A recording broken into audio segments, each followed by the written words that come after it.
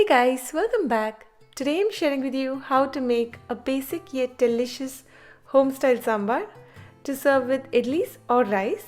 Being a South Indian, sambar is on regular rotation at our place, and this is my go-to sambar recipe on a day-to-day basis, whether I want to make it for idli sambar or sambar rice. So let's get started. For making this basic yet yummy version of sambar, you'll need tur dal, which is what was traditionally used to make sambar, but I have used a mix of tur and moong dal to retain the taste while making it easier on the stomach. You can go with only tur or only moong dal based on what you prefer. Basic veggies like onion, potato and tomato, sambar powder, and I've used homemade sambar powder, the recipe for which I've linked down below, but you can go with store-bought one as well, tamarind paste, salt and turmeric powder, coconut oil, mustard seeds, asafoetida or hing powder, and curry leaves for tempering, and fresh coriander leaves. To begin with, properly wash and rinse the dal. I have used 1/4 cup tur and 1/4 cup moong dal, and then pressure cook it with about 3 times the water, which in this case would be 1.5 cups of water, for 3 to 4 whistles to get a smooth chunk-free dal. Now in a pot, add 3/4 cup of peeled and cubed potatoes, 3/4 cup of roughly chopped onions, and 1/2 cup of roughly chopped tomatoes. To this, add about 2 cups of water.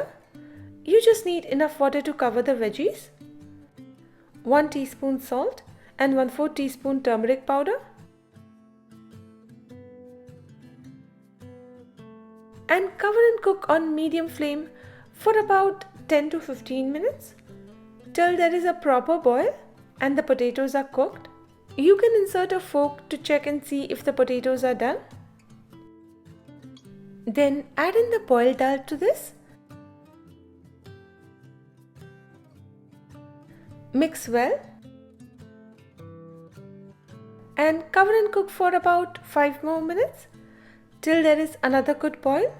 And as the dal is coming to a boil, in a small bowl, take about 2 tablespoons of water, and to it add in 1/4 teaspoon tamarind paste and 1 tablespoon sambar powder, and blend everything together.